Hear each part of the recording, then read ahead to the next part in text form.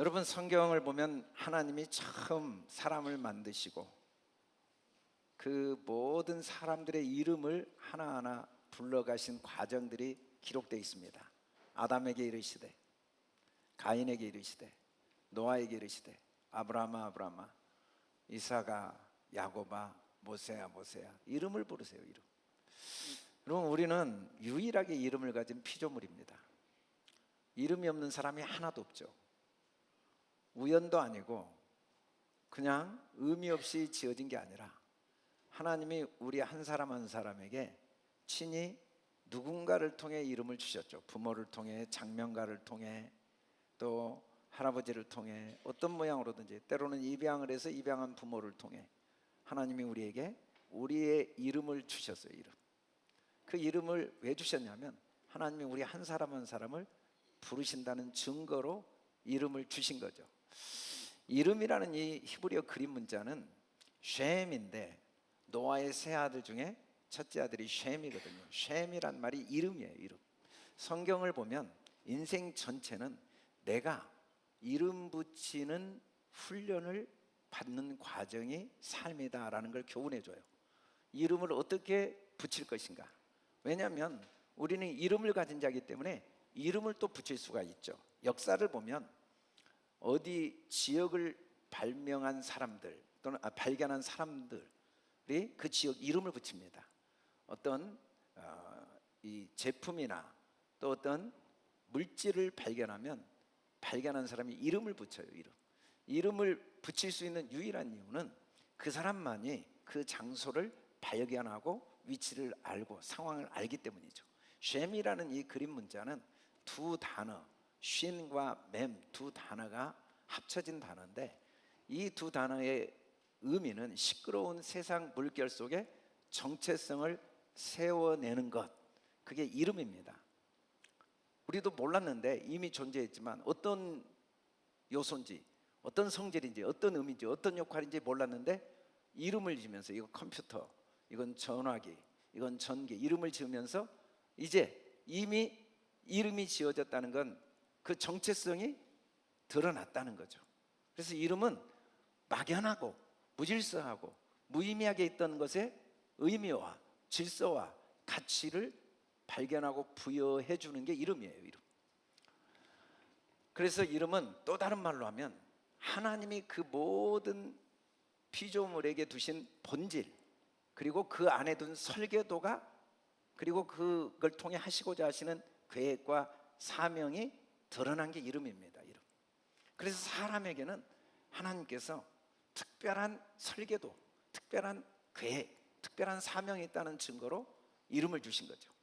이름은 나도 모르고 의미도 모르고 질서도 모르고 있던 나를 다시 의미와 가치와 질서의 자리로 견고하게 세움받게 되는 과정이 이름 부르는 거예요. 창세기 1장 5절을 같이 한번 읽어봅시다. 시작. 하나님이 빛을 낮이라 부르시고 어둠을 밤이라 부르시니. 이름이 세워지는 순간이에요. 밤, 이름을 붙인 거죠. 낮, 이름을 붙였어요. 낮과 밤이 생기면서 온 세상에 질서와 조화, 생명의 아름다운 역사가 시작된 거죠. 그래서 이름은 창조의 질서가 세워지는 하나의 하나님의 선포, 능력, 그리고 하나님의 창조 역사입니다. 이름이 그렇게 중요해요. 이름이. 이사야 43장 1절 오늘 다시 한번 읽어봅시다. 하나님께서 야곱에게 말씀을 하셨거든요. 또 이스라엘에게 말씀하시면서 하신 말씀의 내용이 뭔지를 같이 읽어봅시다. 시작. 너는 두려워하지 말라. 내가 너를 구속하였고 내가 너를 지명하여 불렀나니 너는 내 것이라. 여러분, 두려워하지 말래요. 왜냐하면 지명하였기 때문에. 너는 구속을 이미 하나님께 구속받았대요. 구원받았어요. 우리는 이미 문제가 다 해결됐습니다. 우리는 영원한 축복, 영원한 승리의 삶을 살고 있는 거예요. 왜냐하면 지명하였기 때문에. 지명하여 부르셨다라고 할 때 이 카라티 베셈이라는 말은 이름으로 내가 불렀다, 이름으로 불러줬다는 거죠. 이름으로 불러줬어요. 우리 좌우 옆 사람 이름 한번 불러줘 봅시다. 이름 모르시는 분들, 우리 영현 목사님 이렇게 한번 우리 옆에서 이름 한번 불러줘 보세요. 이름 이번에 모르는 사람 이름도 서로 가르쳐주고 우리 연승 집사님 이름 앞에 이름 좀 불러주십시오. 이름을 불러주세요. 할렐루야. 이름을 부른 순간 구속이 확정되었다는 것을 알게 된다는 거죠. 경험하게 된다는 거죠. 성경을 보면 하나님이 어떻게 사람을 도와가시는가를 우리에게 계시하실 때 이름을 계명 바꾸시면서 사람을 도우시는 모습을 봅니다. 아브람은 고상한 아버지인데 아들 하나도 없는 그 하나의 아버지가 되고자 하나님께 모든 걸 내어 걸고 인생을 살았는데 그게 안 돼요. 아이 하나를 낳을 수 없어요. 그런데 그런 그에게 아브라함, 너는 한 아이의 아비가 아니고 열국의 아비야. 사례도 고상한 안주인으로 살고 싶었는데 너는 한 아내 어머니가 아니라 열국의 어미야. 그렇게 바꾸신 거죠. 야곱은 세상이 빼앗아야만 된다는 착각 속에 살았어요. 여러분, 우리가 공부 열심히 하는 것 좋습니다. 돈 버는 거, 자기를 끊임없이 개발하고 성장하고 성숙시키는 거 좋아요.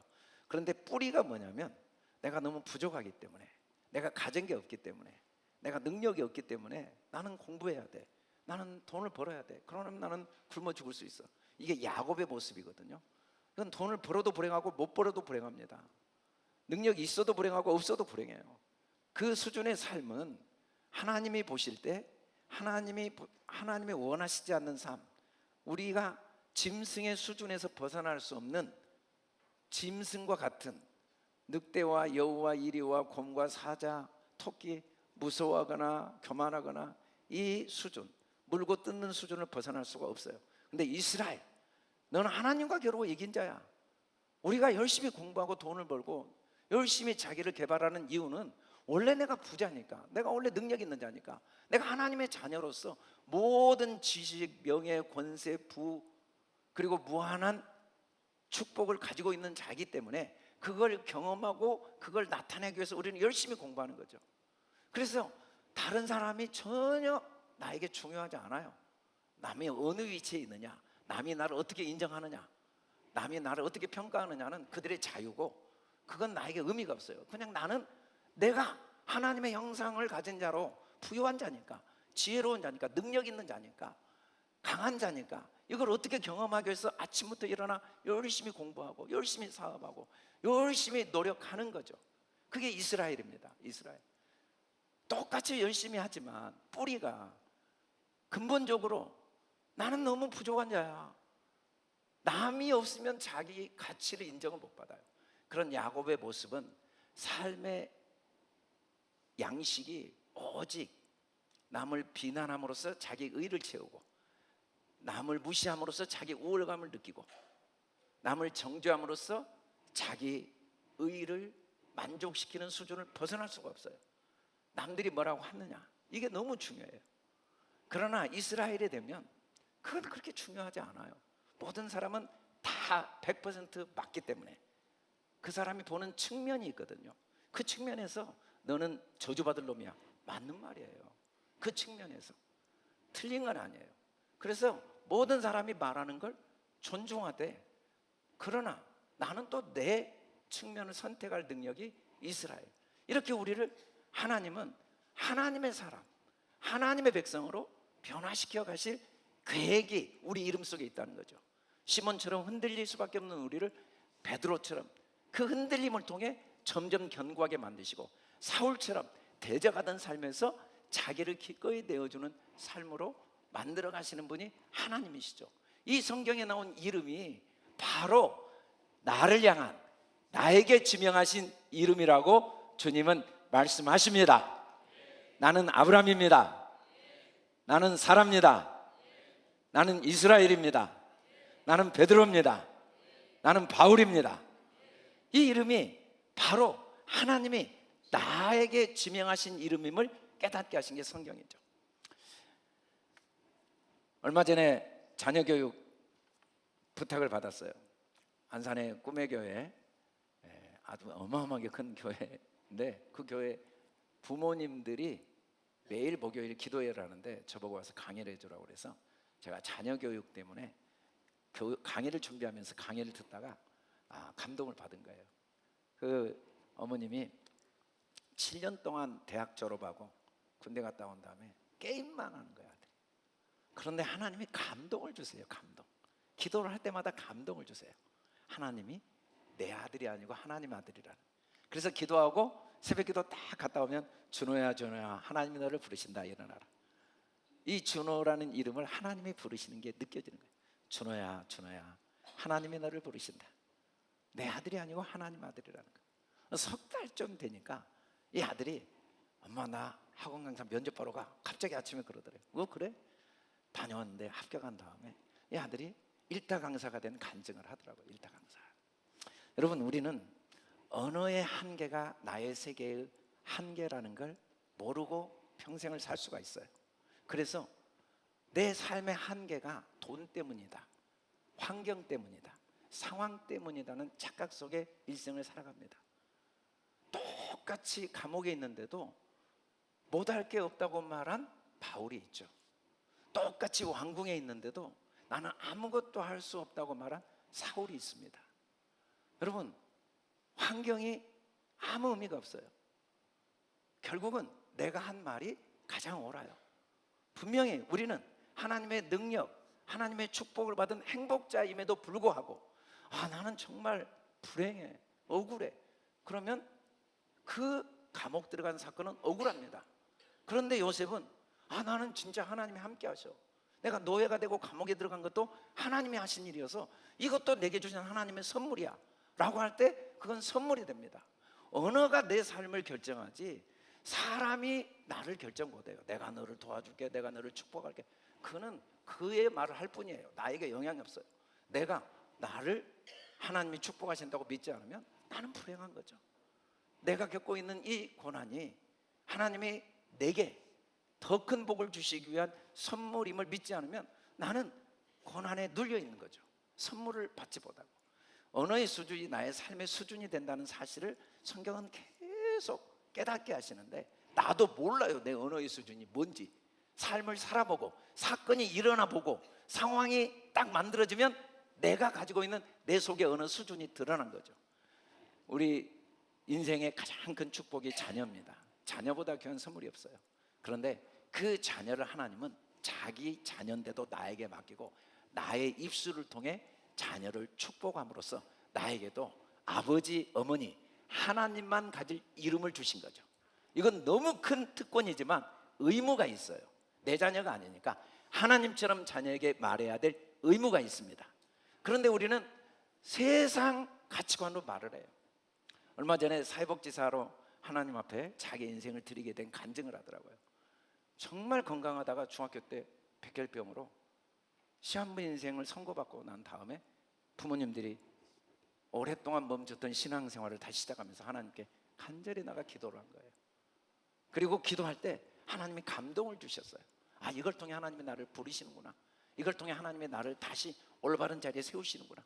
그런데 이 아이가 하나님께서 그 아이에게도 동일하게 감동을 주시면서 시편 23편을 읽는데 여호와는 나의 목자시니 내게 부족함이 없으리로다. 그 말씀이 딱 밀려오면서 갑자기 하나님이 나를 목자가 돼서 인도하신다는 확신이 생기니까 하루에 4시간 5시간을 성경을 읽어도 시간 가는 줄 모르고 그렇게 쭉 항암 치료를 받고 치료 과정을 겪으면서 완치가 된 다음에 하나님이 깨닫게 하신 거죠. 내가 너를 이 과정을 통해 너에게 둔 사명을 깨닫게 했다. 그래서 사회복지사로 하나님이 자기를 쓰시고자 연약한 자, 버려진 자 그 감동이 밀려와서 사회복지사를 하게 됐는데 이 일이 힘든데 너무 행복하대요. 하나님 주신 너무 소중한 사명이라는 걸 깨닫고 하니까. 부모의 기도는 자녀의 문제를 해결해 주지 않습니다. 상황을 판단하지 않습니다. 그걸 통해 어떤 하나님의 소명이 있는가, 그걸 통해 하나님이 어떤 더 깊고 높고 아름다운 계획을 가지고 계신가를 깨닫도록 돕는 데 관심이 있지, 나서면 뭐예요? 건강해도 불행한 사람 얼마나 많은데 아프면 뭐가 문제예요? 그것 때문에 주님을 만났더니 오히려 그것 때문에 참된 사명을 갖게 되는데.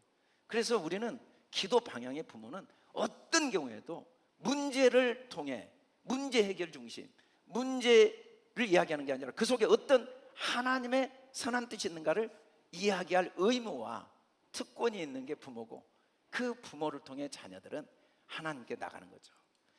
그래서 우리 같이 한번 선포해 봅시다. 시작. 나는 이름을 하나님의 시선으로 부른다.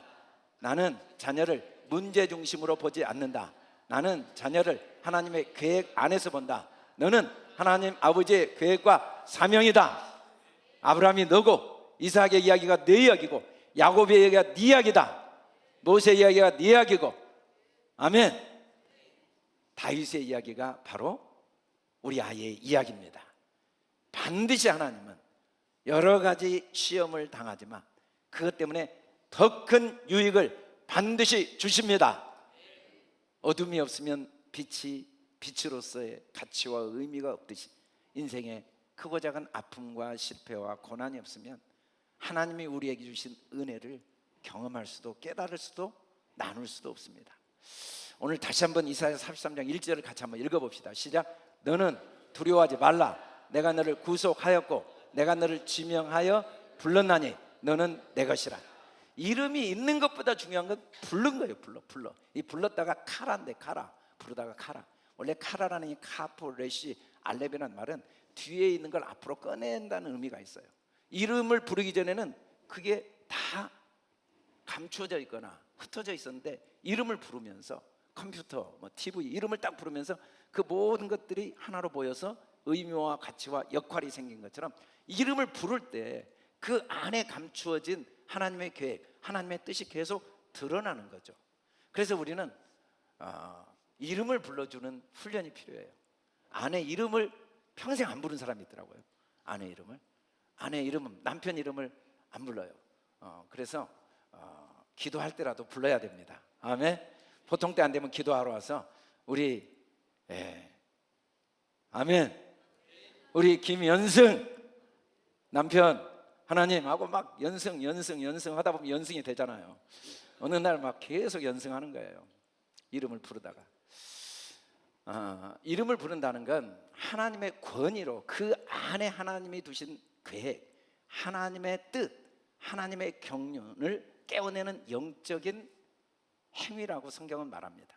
그래서 부모는 자녀의 이름을 매일 불러야 될 의무가 있고 자녀의 이름을 매일 부를 수 있는 특권이 있습니다. 아멘? 아멘 안 해서 오늘 예배는 한 3시간 정도 하는 것으로 우리가 한번 약속을 할까요? 아멘 안 하면? 부모는 자녀의 이름을 부를 영적인 특권과 의무가 있습니다. 아멘. 정말로 자녀의 이름을 불러서 그 안에 하나님이 주신 하나님의 섭리, 하나님의 계획, 하나님의 뜻을 드러내야 될 영적인 의무와 책무가 있습니다. 근데 특별히 하나님은 이름을 꼭 2번 부르세요. 2번. 아브라함아 아브라함아, 모세야 모세야, 사메라 사메라, 사오라 사오라, 꼭 2번 불러요. 이건 2번은 숫자가 아니에요. 숫자가. 하나님이 2번 부르시는 것은 너는 내 것이다 라는 선포입니다. 너는 내 것이다. 그리고 너는 네가 나를 대적할 수도 있어, 나를 기뻐할 수도 있어, 나와 동행할 수도 있고 나를 외면할 수도 있어. 그건 네 역할이고 나는 너를 변함없이 사랑한다. 왜? 너는 내 것이니까, 너는 나의 전부니까 라는 의미가 2번에 담겨 있어요. 그래서 우리도 기도하러 와서 꼭 자녀 이름을 2번 불러야 돼요. 우리는 자녀를 세상 가치관대로 보고 듣고 말하는 게 뼛속까지 스며들어 있습니다. 우리 아이 키가 작아, 말을 잘 못해, 노래를 못해, 운동을 못해, 몸이 약해, 성적이 낮아, 이런 것들로 내 자녀를 보는 이 죄악된 망령된 습성이 우리 스스로는 벗어날 수가 없어요. 그래서 새벽마다 2번 부르는 거예요. 아니야, 하나님의 자녀야. 아니야, 하나님의 완전하신 계획 속에 있어. 아니야, 하나님의 선한 뜻 안에 있어. 아니야, 하나님이 반드시 도우셔. 오늘 진짜 3시간 해야겠네. 이상하네 오늘. 그러죠? 네. 아니야, 하나님의 뜻이 있어. 아브라함아 아브라함아, 이삭아 이삭아. 아멘. 그래서 새벽에 나와서 하나님께 드보라야 드보라야, 아멘, 2번 불러야 돼요. 무조건 2번 불러야 돼요. 2번을 불러야 됩니다. 절대 육체대로 내가 보던 이 습성대로 기도하면 안 돼요. 하나님 내려놓습니다. 내 생각 내려놓습니다. 내 자녀 아닙니다. 주님 자녀입니다. 그 모습이 어떠하건 주님의 선한 뜻이 있습니다. 그 안에 주님의 능력이 있습니다. 눈물을 주님, 그건 기도가 아니에요. 그건 주님을 모독하는 거예요. 주님이 주신 자녀를 내 자녀로 내가 도둑질하는 거거든요. 그래서 우리는 두 번 이름을 부르면서 하나님의 자녀임을 계속 내가 내 안에 새겨야 됩니다. 이 부르다 카라라는 말이 뒤에 감춰져 있는 것을 하나님의 얼굴 앞으로 내는 거니까 이름을 두 번 부르면서 계속 내 자녀가 아니라 하나님의 자녀로 하나님께 올려드리는 거죠.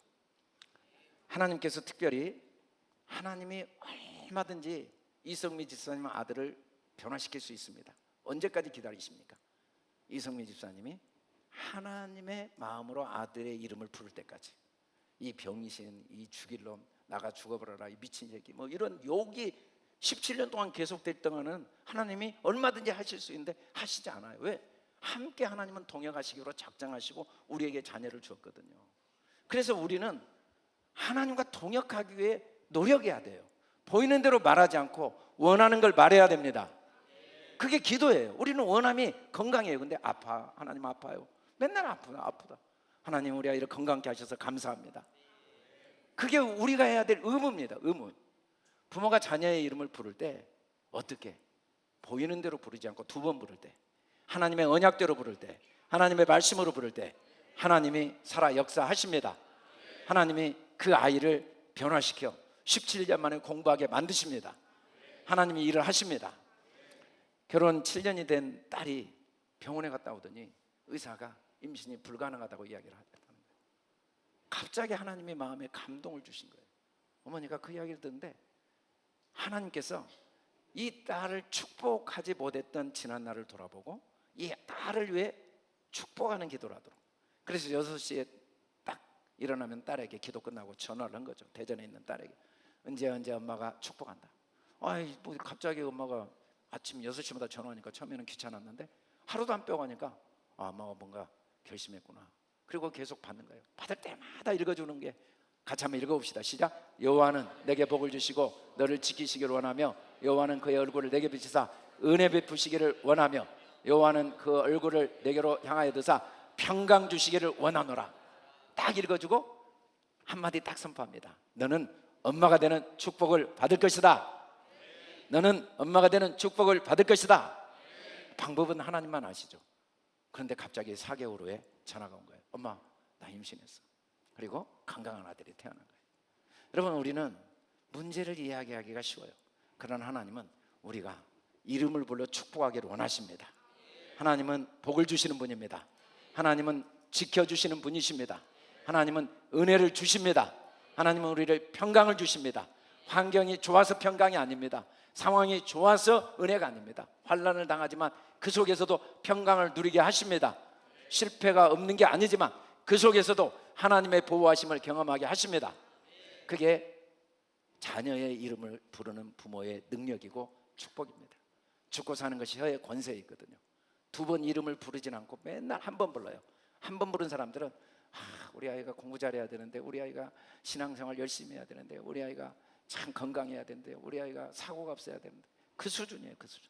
그러나 두 번 부르는 사람들은 이미 하나님께서 내 기도를 들으신 걸 믿고 이미 이 아이가 내 아이가 아니라 하나님의 아임을 인정하고 하나님께 원하는 걸 계속 이야기합니다. 하나님, 아브라함의 복을 주셔서 감사합니다. 이삭의 복을 주셔서 감사합니다. 야곱과 같이 열왕의 허리에 나오게 하셔서 감사합니다. 요셉과 같이 만민을 구원하는 데 쓰셔서 감사합니다. 계속 자녀의 문제를 말하지 않습니다. 마음의 소원을 말합니다. 모든 부모는 소원이 있어요. 건강하기를, 지혜롭기를, 아이가 진실하고 착하고 사람들에게 인정받기를. 그리고 기도 와서는 소원을 말하지 않아요. 우리의 마음의 소원을 들으실 뿐 아니라 우리 입술의 요구를 거절하지 아니하시는 시편 21편 2절 말씀대로. 그런데 입술로는 마음의 소원을 말 안 해요. 하나님, 힘들어 죽겠어요. 우리 아이 어떻게 해요? 괴로워 죽겠어요. 우리는 자녀의 이름을 두 번 불러야 됩니다. 우리 같이 한번 크게 선포해 봅시다. 시작. 나는 자녀 이름을 두 번 부른다. 다시 한번 시작. 나는 자녀 이름을 두 번 부른다. 또 시작. 나는 오늘부터 자녀 이름을 불러 살린다. 다시 한번 시작. 나는 오늘부터 자녀의 이름을 불러 살린다. 오늘 우리가 이성미 집사님 17년 동안 기도한 내용을 들었어요. 하나님, 아들을 변화시키든지 나를 변화시키든지, 와서 보면 하나도 안 변했어요. 네가 뭐가 될래, 이 죽을 놈, 이 썩을 놈, 이 미친 놈. 그때 하나님이 네 말대로 해줄까? 깨달은 거예요. 내가 말한 대로 됐으면 날마다 나가 죽어라고 그랬는데 분명히 피 흘려 죽어야 되고, 저 미친 새끼 맨날 여기 있는데 정신병자가 됐어야 되는데, 하나님이 그래도 은혜를 베푸셔서 내가 말한 대로 들어주시지 않고 기다리시고 오래 참으신 거죠. 그래서 기도는 중언부언 많이 해야 됩니다. 열심히 해야 되지만, 기도는 오래 한다고 많이 한다고 다 되는 게 아니에요. 많이 하는 거, 열심히 하는 거 중요한데 방향과 방식이 중요해요. 대부분 가정 예배를 많이 드린 분들, 부모와 자녀가 기도를 함께 많이 한 어린 시절을 보낸 분들이 신앙을 많이 떠나요. 그 중에 이유가 뭐냐면 기도가 강요야. 강요. 일방적이에요. 그냥 하나님께 또 강요고 사람에게도 강요해요. 하나님, 우리 아이 좀 변화시켜 주세요. 우리 아이 좀 순종하게 해주세요. 우리 아이 좀 겸손하게 예배 잘 드리게 해주세요. 강요. 그리고 아이한테도 기도해. 하나님이 도와주시. 기도해란 말이야. 기도해. 그러니까 어릴 때는 잘 따라오는데 시간이 지나면 그게 다 짐이고 나중에는 귀찮고 그런다고 되는 일도 없고, 그래서 점점 기도에서 벌어지고 신앙을 떠나는 경우가 많다는 거죠. 두 번째는 이 기도 열심히 하는 사람들이 너무 독선적이에요. 기도 시간에 하나하나 문제를 나기로, 애가 좀 원래부터 교만한데 생각이 짧은데 하나님이 아시죠? 뭐 기도 시간에 다 하고 싶은 말 다 해. 평소에 자기가 얼마나 훌륭한가, 이 남편은, 우리 남편이 참 하나님 참 인간적이고, 뭐 계속 비난하는 거죠. 간접 비난, 기도가. 그리고 문제 해결, 하나님을 도구로 생각하는 거예요. 하나님, 이 문제 좀 해결해, 이 문제 좀. 그래놓고 아이 좀 변화시켜 주세요. 그래놓고 기도가 응답이 안 됐다고 착각을 해요. 그리고 기도하면서 꼭 옛날 이야기 토로해요. 하나님, 정말 제가 옛날에도 이렇게 남편한테 상처받고 우리 아내 때문에 이렇게 힘들었고, 또 옛날 이야기하고, 또 계속 사람이 안 변한 건 똑같은 문제로 안 변하거든요. 그 이야기 또 지난번에도 또 그랬는데 지금도 그러고 있어요. 계속 과거에 묶여 있는 기도, 아니면 이제 거의 판단과 정죄예요. 판단과 정죄. 그리고 기도로 공격을 해요. 그리고 무엇보다 실제로 감사가 없어요. 이런 기도를 아무리 해도 응답이 안 될 수밖에 없는 거죠. 그렇다고 해서 이런 기도를 안 해야 되냐? 근데 이런 기도를 안 하면서 이런 기도를 안 한 사람이 하나도 없어요. 다 이런 기도를 하다가 이런 기도를 안 해야겠다 깨닫게 되지. 이런 기도도 안 해본 사람은 아예 기도를 안 하고, 대부분 이런 기도를 합니다. 그러다가 기도 이렇게 하면 안 되겠구나 깨달아요. 그래서 이런 기도한 사람들도 하나님이 기뻐하십니다. 아멘. 이렇게 열심히 기도하다가 이성민 집사님 이런 기도를 17년 한 거예요. 왜 이렇게 기도가 응답이 안 되지? 그때 깨닫게 된 거예요. 안 해본 사람은 몰라요. 안 해본 사람, 새벽에 나와서 기도 안 해본 사람은 몰라요. 같이 한번 읽어봅시다. 시작. 시몬아 내가 너를 위하여 내 믿음이 떨어지지 않기를 기도하였노니. 주님이 계속 시몬아. 눈에 보이는 시몬 보지 않고 언약으로 시몬을 본 증거가 뭡니까? 예수님도 2번 부른 거예요. 2번. 시몬아. 그리고 기도하는 거예요. 기도. 말을 안 해요. 베드로한테 말 안 해요. 너 왜 그랬냐? 언제 그럴래? 그러지 마라. 너 나 2번 부인하는데 그러면 안 돼? 너 그렇게 교만하면 안 돼? 그럼 한마디도 안 해요. 기도만 하는 거예요. 오직 기도. 우리는 자꾸 돕기 위해서 말을 해야 된다고 생각하지만 천년 만년 말해보세요. 말로 변하면 이 세상은 천국입니다. 말들을 얼마나 잘하는데 앉혀놓고 이야기해보세요. 아주 할 말이 1000년이라도 할 말이 또 있어요. 할렐루야. 저도 내 속에 그렇게 말 잘하는 이 악한 것이 왜 있는지 모르겠어요. 혼자 막 말하고 있어요. 막 하고 싶은 말이 많고, 막 변명도 많고, 막 옳은 것도 막. 그때마다 하나님이 깨닫게 하신 거죠. 내가 얼마나 어리석고 교만한가. 할 말이 어디가 있어요. 다 맞는 말이죠. 이 세상의 모든 사람들이 너 왜 이렇게 교만하냐, 다 맞아요. 너 같은 나쁜 놈이 아니라 틀린 말이 하나도 없어요. 왜 이렇게 지혜가 부족하냐, 다 맞는 말이에요. 다 맞는 말이죠. 그 대신 저는 누구의 말도 신경을 안 써요. 그분들을 다 존중하기 때문에. 너무 존중하니까. 다 맞는 말인데 뭐 내가 왜 신경을 써요? 틀린 말이어야 뭘 신경을 쓰고 고민도 해보고 왜 그런 말 했지 생각도 하는데, 생각할 필요가 없어. 100% 맞으니까. 그리고 나는 내 길을 걸어가야 돼요. 그러면 나는 어떻게 말할 것인가? 나는 무엇을 말할 것인가? 우리는 자녀들을 위해 기도해야 됩니다. 예수님이 새벽에 기도하셨거든요. 밤이 맞도록 기도하셨거든요. 십자가 앞에서도 기도하셨습니다. 우리가 자녀 이름을 부를 때 그렇게 기도하신 주님과 함께 아이를 중보할 수가 있습니다. 그래서 기도는 하나님 중심으로 해야 돼요. 아멘. 무조건 축복하는 기도를 해야 됩니다. 너무 좋아요. 좋은 사람을 축복하는 거 너무 좋아요. 그런데 잘된 사람을 축복하는 거 쉽지가 않아요. 그래도 축복해야 돼요. 잘된 사람을 축복하다가 나도 잘 돼요. 그런데 나를 대적하는 자를 축복하는 거 너무 힘들어요. 그래도 축복해야 돼요. 그게 진짜 나에게 소중한 걸 주는 하나님의 선물이니까. 형들이 나를 노예로 팔았는데 그게 진짜 축복이었거든요. 그래서 우리는 할 말이 없어요. 축복밖에는. 잘해도 축복, 못해도 축복, 아파도 축복, 억울해도 축복, 괴로워도 축복. 할렐루야. 네, 정말 오늘 할렐루야네요. 나 혼자 이렇게 설교하나. 잘해도 축복, 아파도 축복, 괴로워도 축복, 배 아파도 축복, 대적에도 축복. 그 길로 달려갑시다. 자녀를 축복하다 하늘나라 갑시다.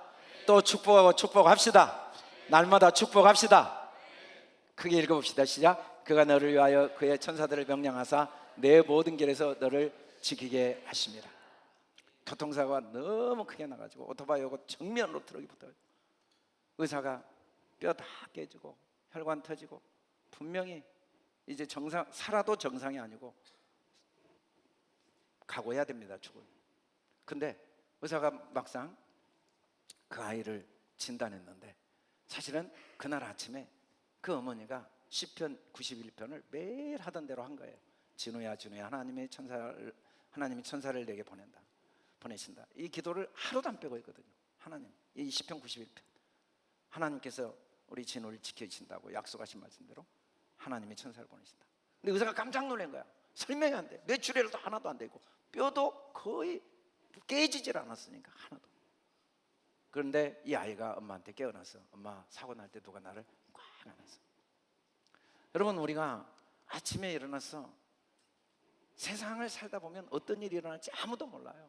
나이가 60, 70 됐다면요 10번, 20번 적게는 한두 번이라도 이미 죽었어야 될 사건을 경험하지 않는 사람이 하나도 없어요. 겉으로 이 멀쩡한 것 같지만요 진짜 설명이 안 되는, 분명히 이건 죽을 수밖에 없는 교통사고 어떤 위기 상황을 경험하지 않는 사람이 없어요. 근데 신기하게 살아있는 거예요.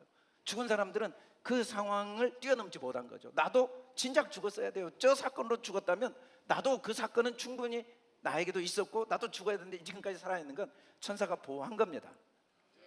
그래서 우리는 걱정할 필요가 없어요. 기도하면서도 하나님 우리 아들을 우리 딸을 장래가 걱정되고 앞날이 걱정되고 교통사고 날까 사람들에게 사기당할까 배신당할까 아픔당할까 걱정을 하는데 천사가 보호하는데 사기당해도 천사 안에서 사기당합니다.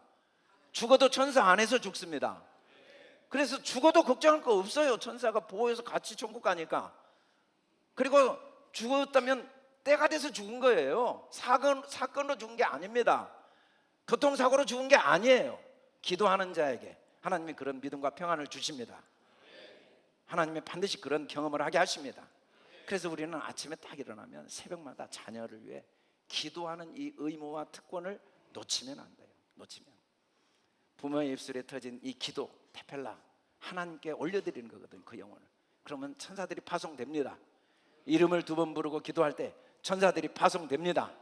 네, 지난주 우리 영신 장로님 입당 예배 갔을 때도 하나님께서 이 새벽마다 나와 기도하는 그 기도를 하나님이 어떻게 천사들을 파송하시는가 우리가 함께 기뻐하는 시간을 가졌는데, 하나님 우리가 살다 보면 너무 깊은 나락에 떨어질 때도 있지만 걱정할 게 없어요.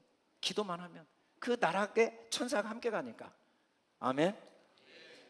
미국의 5천 가정을 30년 동안 추적해요. 30년. 근데 부모가 매일 자녀를 축복하는 가정 89%가 신앙을 유지했어요. 근데 부모가 기도하지 않는 가정은 그렇게 열심히 신앙생활하는 아이들 중에 12%만 신앙을 유지한 거죠. 부모의 기도를 받은 자녀들은 우울증 발병률, 중독 문제 발생률이 현격하게 낮아요. 그리고 결혼생활 만족도가 아주 높아요. 왜냐하면 계속 하나님의 축복이 선포되는 동안 이 선포가 능력이 있거든요. 여러분 우리는 그래서 하다 이 반복을 해야 돼요. 매일 반복. 시간을 정하고 이름을 2번 부르고 말씀을 이야기해야 돼. 문제를 이야기하는, 기도는 말씀을 선포하는 겁니다. 해결을 선포하는 겁니다. 그래서 구체적인 상황과 맞는 말씀을 탄원해야 돼요.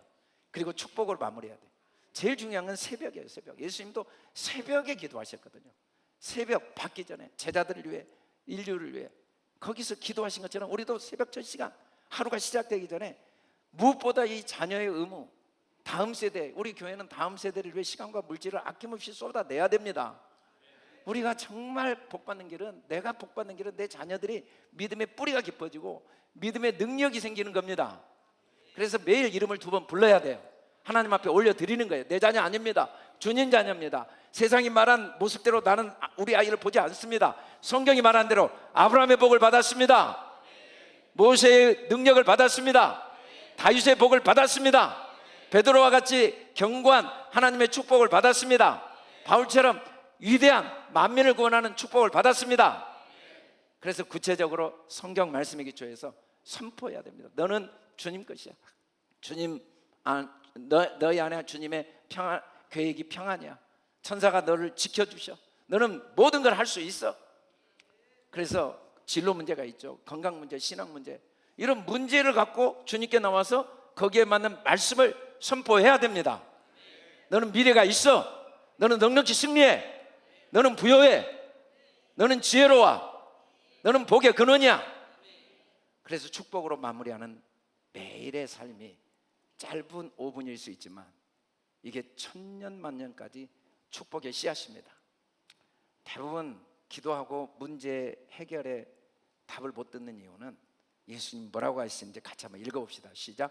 하물며 하나님께서 그 밤낮 부르짖는 택하신 자들의 원한을 풀어주지 아니하겠느냐. 이 말씀은 낭망만 하지 마라. 절대로 아무리 상황이 어려워도 낙심하지 마라. 아무리 문제가 악화되고 아무리 상황이 어려워도, 아무리 내가 허물이 많고 아무리 문제가 어려워도 입술로 하나님을 대적하지 말고, 불평하지 말고, 원망하지 말고, 판단하지 말고, 정죄하지 말고, 낭망하지 말고 감사해라. 하나님 반드시 도와주신다. 반드시 합력하여 선을 이루신다. 실컷 하나님 믿습니다 하다가 좀만 어려우면 왜 이러십니까? 하나님이 더 잘 아시죠. 하나님이 더 잘 아십니다. 같이 한번 읽어봅시다. 시작. 우리를 괴롭히는 것은 사건 자체가 아니라 그 사건에 대한 우리의 섣부른 판단이다.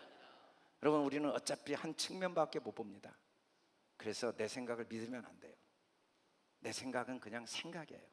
생각은 소중하지만 그거에 불과해요. 그걸로 남을 설득시키고 남에게 요구하면 안 돼요. 저도 여러분에게 대한 생각이 수없이 많지만 제가 지금까지 목회하면서 기도하는 건 절대로 한마디도 하지 않는 겁니다.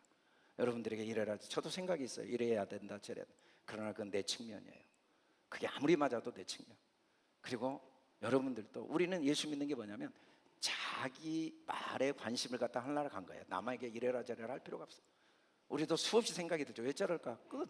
그러나 그건 내 측면이니까, 하나님이 각자를 인도하시니까. 부부도 그러고 서로 존중하고 인정하고. 그러나 결국은 하나로 귀결돼요. 낯선 언어. 그게 뭡니까? 사랑입니다. 너무 낯설어요. 여러분, 낯선 언어가 없으면 언어의 폭이 넓어지지 않아요. 우리가 제일 낯선 게 뭡니까? 같이 한번 읽어봅시다. 가장 악질적인 의심은 내가 나를 의심하는 거다. 주님이 제일 싫어하시는 게 악심인데 우리는 절대 나를 안 믿어요. 그래서 이기적이 돼요. 이기심은요, 철저한 자기 결핍입니다.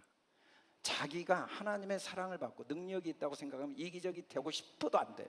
사랑은요, 충만이거든요. 근데 우리는 끊임없이 비교하고 판단하고 정죄하고 비난하는 이유가 뭐냐면 자기 결핍 때문에 자기 중심이 돼요. 남편도 자기 중심, 아내도 자기 중심, 아이들도 자기 중심. 아이들이 너무 자기 중심이 되니까 삶이 너무너무 고통스럽죠. 항상 돈 중심, 세상 중심, 그 이기심. 왜냐하면 가난의 영이 뿌리까지 있거든요. 우리는 부족함이 없다고 아무리 성경 이야기해도 성경은 믿질 않고 상황만 믿어요. 하나님을 믿지 않아요. 입술로는 주여 주여 하는데 하나님의 뜻이 없어요. 하나님의 뜻은 네가 내 아들이야. 너는 부족함 없어. 너는 이미 능력자야. 능력을 증명할 필요가 없어. 능력자인 걸 경험하는 거지. 너의 부여를 확인할 필요가 없어. 네가 부여하다는 걸 경험할 뿐이지. 그냥 부여해. 돈이 있어야 부여하고 능력이 나타나야 부여한 게 아니라 네가 능력자야. 그걸 계속 우리 안에 훈련시키기를 원하십니다. 그걸 믿기를 원하세요. 그래서 무조건 희망의 언어를 매일, 너무 낯설죠. 힘들어 죽겠어. 너무 자연스러워. 그래도 나는 행복해. 나는 부족함이 없어. 너무 낯설어도 이 언어를 매일 자기에게 해야 됩니다. 이 언어를 매일 자기에게 하는 사람이 남에게도 축복할 수가 있습니다. 여러분, 낯선 언어를 하지 않고 평생 산 사람들이 많아요. 익숙한 언어대로. 괴로워 죽겠어. 짜증나. 의미가 없어. 별 볼 일 없어. 안 돼. 틀렸어. 그 문제야. 없어. 계속 익숙한 언어를 써요. 낯설죠. 부족함이 없어. 나 행복해. 나 부족함이 없어. 나 능력 있어. 나 잘하고 있어. 잘 되고 있어. 그러나 낯선 언어를 계속 사용해야 하나님의 세계로 들어갑니다.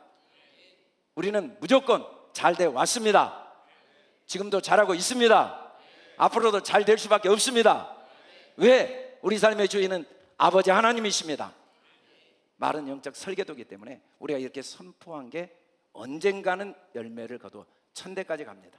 우리가 겪고 있는 마음의 고통과 아픔은 우리가 뿌렸던 말의 결과라는 걸 우리가 몰라요.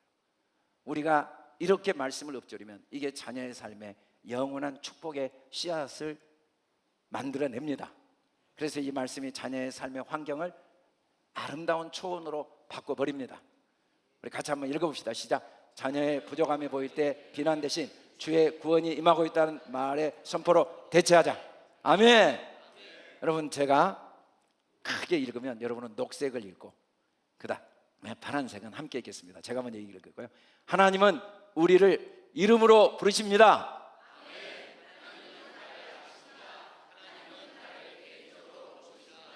나는 하나님의 부르심을 받은 사람이다.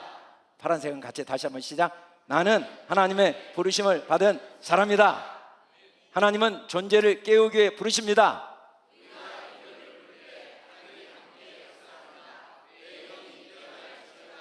지금 자녀의 이름을 함께 부르겠습니다.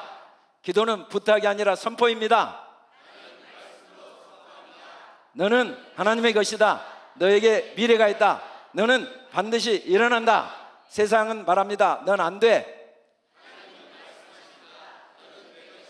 나는 실패가 아니다. 나는 하나님의 계획이다. 하나님은 천사를 보내십니다. 하나님의 천사가 우리 자녀를 지킨다. 하나님은 미래를 아십니다. 너의 미래는 하나님 안에 있다.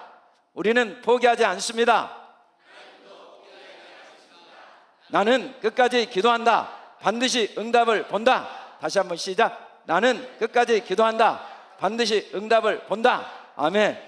그래서 우리가 5월 한 달 동안은 감사의 달로 주제를 한번 정해서 제가 카톡에 올려놨으니까 여러분 활용하시고 한번 5월 한 달 동안 감사 일기를 꼭 한번 가정별로 구역별로 써서 같이 공유하시고 또 이렇게 하가다 오늘 성경을 매일 읽다 보면 내 생각이 조금씩 내 말이 줄어들고 내 생각이 줄어들고 하나님 말씀이 선포되죠. 오늘 또 우리 4월 한 달 동안 통독하신 제가 이름 부를 때 여러분 제가 이름을 다 부르고 난 마지막 박수하겠습니다. 우리 유정숙 권사님, 한신희 권사님, 이수일 집사님, 김감열 장로님, 박예수도 권사님, 고바라다 집사님, 박소자 권사님, 공기숙 권사님, 조이숙 권사님, 조정희 권사님, 안은수 우리 이기쁨 집사님, 최종호 집사님, 이기쁨 집사님 두 번 했네요. 윤상혜 권사님, 최명숙 권사님, 이노진 목사님, 서시영 권사님, 김은정 권사님, 신맹순 권사님, 우리 김현주 사모님, 정원만 집사님, 김혜경 권사님, 우리 큰 박수 한번 쳐주세요. 우리 열심히 말씀을 주야로 읊조립시다. 말 많이 한 것보다 말씀을 선포합시다. 말씀을 인정합시다. 그래서 특별히 우리 하가 장로님이 이 어려움을 말씀으로 이긴 자기 체험과 간증을 책으로 냈어요. 여러분 이 책을 많이 사세요. 5권, 10권씩 사서 나눠주세요. 그리고 매일 한 장씩 읽어보세요. 그럴 때 우리 하가 장로님에게 하나님 주신 은혜를 우리 자녀들, 우리 가족들, 우리 성도들에게도 주실 줄 믿습니다. 하나님이 주신 선물인 줄 믿습니다. 그래서 몸도 마음도 영혼도 건강한 우리 향기가의 가족들 되길 주님의 이름으로 축복합니다. 할렐루야. 오늘 이 시간에는 특별히 지난 4월 25일에 임직원 분들에게 우리 교회에서 액자를